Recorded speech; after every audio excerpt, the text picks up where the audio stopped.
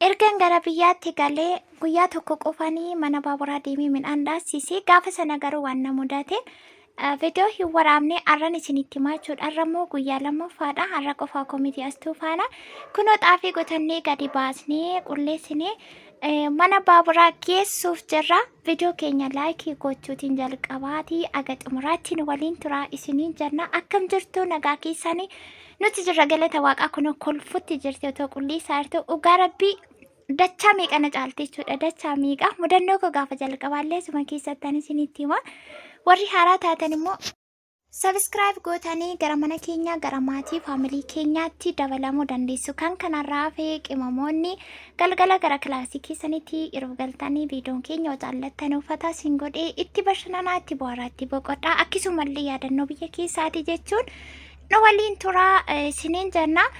Jalqabaga kunooti xaafii gadi baasniitu jirra qulleessuudhaafi ammalleen abdii masheetiin malee gaafa duraa sana jiileen ture jechuudha. Kuna qulleeffachuuf gadi baafannee wantoota nu barbaachisanis immoo asumarratti argitu jechuudha. Xaafii kunoo astuun wanta ittiin qulleessinu waan nu barbaachisu tokko lamaan gadi fuffuudhuutti jirti. Ani immoo mana keessaa wanti sin ajaa'ibu wanti hunda keessaa ani dhabe gingishaa. Gingishaan isa biyya keessaatti fayyadamani yeroo darballee argeetiin ture 30 waan jedhu tokko dhaga'ee ture. Kana qofan dhabe jechuudha mana keessaa gingishaa hin qabu. Garuu immoo isa xiqqaan qaba isa xiqqaa isa immoo isa kam akka ta'e sumarraan laaltu gingishaan kee maal akka hin jenne hin qabu gingishaa ganaan bitaa. Kan kanarraaf wanti mana keessaa dhibame hin jiru garuu gingishaan sun dhibee akkasitti nama rakkisuun sana ajaa'ibe. Isa booddee kunoo qulleessuu fi akkasittiin jirra. Isheetu qulleessuuf deema malee ani gaafa duraa waan na mudateen as kanatti isinitti himaa jechuudha. Dhugaa dubbachuuf ani xaafii miti kanan nyaachaa guddachaa ture. Nyaadhee guddadhee garbuu. Annaa dhugaa jiru dubbachuun gaariidha miti. Hiriyoon baadiyyaattiin guddadhee biyyaan itti guddadheellee gandi sun safarri suni xaafiin baasu bakka biraatiiti kan nuti finneetti fayyadamnu malee jechuudha. Yeroo sana baay'inaan hojjedhan ture. Amma garuu zeerootti hin gaddeebi'ee jira jechuudha. Gaafa duraa sana xaafiin qulleessadhee qoruuf jedhee akkuma sana humna qabu. Humna malee gaara ba'u kan malee akka himamu waan jedhamu jiratti irratti haa ta'u maammaaksaa ta'uu hin beeku.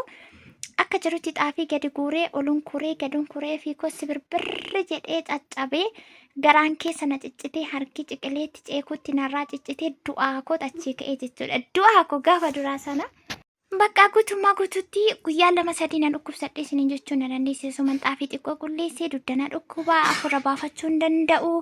Baay'ee tokko dadhabee bakka nan jiilee ergasiiti.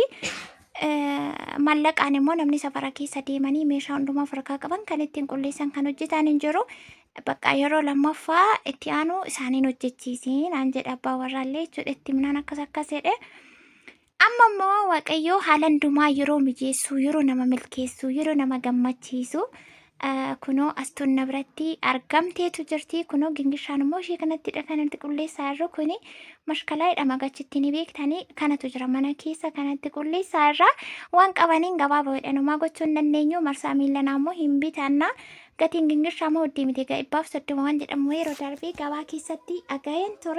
Amma kana kunoo akkasittiin wal harkaa fuunee waa'ee biyya keessa yaadachuu yaadannoo biyya keessa duratti garbuutumaa boqqollootumaa qamadii taffagaa soraa micciiraa uqqee hoolaaraa waan akkasii gochaa guddanne.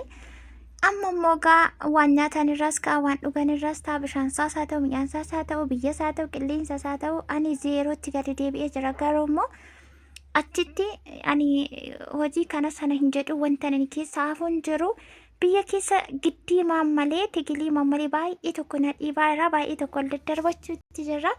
Kanas ta'e sana bakka wal dhaqannu hin qabnu wannaan fayyaa ta'uudha malee. Garuu ani ergan biyya galee hojii mattan ka'e jechuudha. Guyyaa tokko gadi taa'ee hin beeku maafan hojjedhe jechuudha. Osoo hin taane hojii nan jaalladhaani. Garuu immoo humni nani qabu bakka qilleensaan natti qorraa akkuma na godhu hin beeku. Sanuma keessa obsee dandamadhee manii jechuudha malee isa ijoolleen alaa galtee qeenxitee maalii jettu guyyaa tokko sana lafa oolii hin beeku. Amma maalirra geenya jirrayyuuti.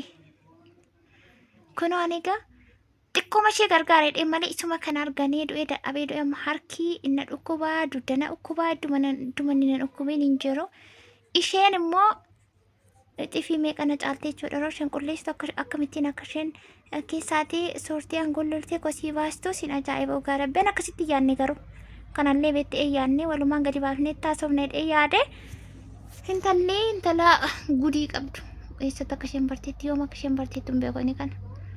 Kunooti egaa haala kanaatiin qopheeffachaa jirra. Yeroo ammaa kana midhaanuma isaatii ta'een beeku duratti yeroo biddeen tolchinu raabsitii buusnu bukooma bukaa'ee sanarraa bukoon xaafii bukaa'ee guyyaa 2-3-4-5 oobulee rakkoon qabu achumarraa fuuneetu absiitiitti gooneetu kan tolchinu. An akkasittan beeka garuu namni immoo manni garaagaraa amala garaagaraa qaba mana isaa keessatti namni waan hojjetatu hundi wal fakkaataa miti. Nuti garuu duratti bukoo bukeessinee guyyaa 3-4 ol bulchine san booddee irraa fuunee absiitiitti goonee sumaan tolchinaa jechuudha.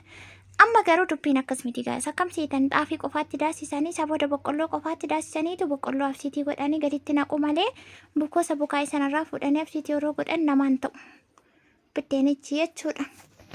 Kanaafuu yoo dandeenye gara kiiloo 20 tokko nama hojjennee dheetii yaada 50 qulleessuu hin dandeenyu shanillee nan dadhaban jennee garuu ani immoo namni akkuma koo dadhabaa akkuma kootti qorraa amalumanii qabu qabanatti fakkaata. Nama miidhama namaa beeka waan ta'eef ruuzii kiiloo 2 qopheessinee jirra. Ruuziin biddeenni bareechaa waan baay'eef fayyadaa jedhanii amma akkasittidha kan namni baay'inaan fayyadamaa jiru. Ani egaa yeroo jalqabaafidha kananii gochaa jiru. Boqqollollee qopheessuuf jirra. Boqqollollee qofaatti itti goona.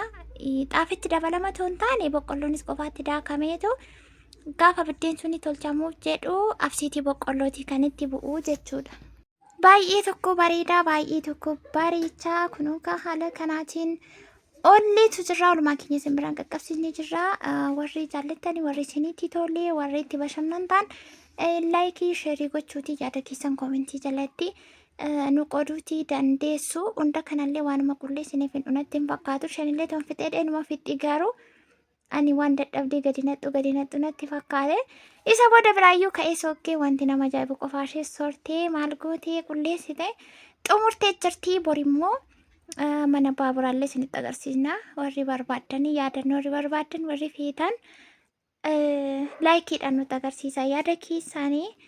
Gaariirra keenya mana baaburaallee ni deemnaa jechuudha. Egaa akka baran miti akka baraa jiraatu jedhanii duratti namni quundhaa 2-3 waan jedhamu duddarra kaawwatee firratti caane firatolee kan baatee daakamu kan farda qabu farda kan harree qabu harree kan hin qabne baattate amma waan akkasiin jiru. Gaariirra kaanii bajaajirra kaanii waan meeqatu jira.